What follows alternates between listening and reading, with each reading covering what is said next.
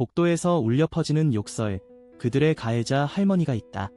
아파트 복도의 분위기는 언제나 고요하다.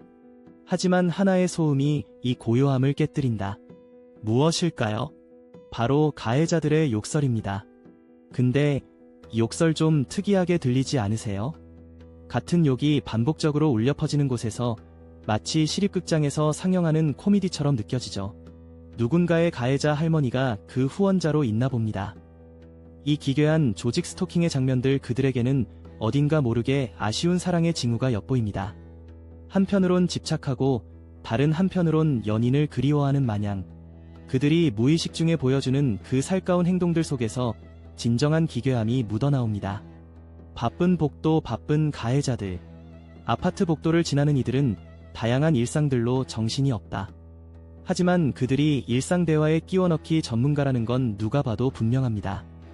주차장이 시끄럽네라고 카페에서 마주친 친구에게 독백하듯 속삭이던 이웃, 아침 시간 복도를 오가는 사람들에게 고함을 치며 자신들을 드러내려는 오토바이 배달부. 그리고 그런 소음 속에서 연애의 감정을 상상하듯 마치 옆방에서 속삭임을 전해주는 이들까지.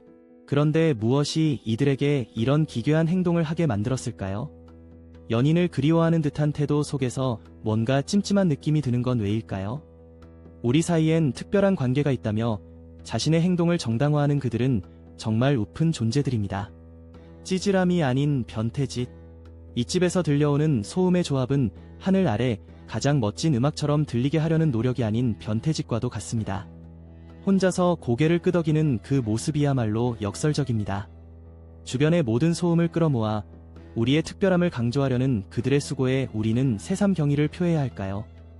피해자는 미소 지으며 그들의 주목받기 위한 노력에 무관심한 반면 가해자들은 끊임없이 피해자에게 자신을 드러내고 싶어 하는데 왜 이리도 한심할까요?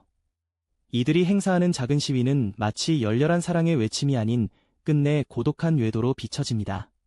이어지는 내용은 블로그 게시물에서 확인하실 수 있습니다.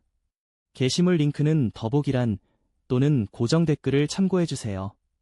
영상이 도움이 되셨다면 좋아요와 구독 부탁드립니다. 감사합니다.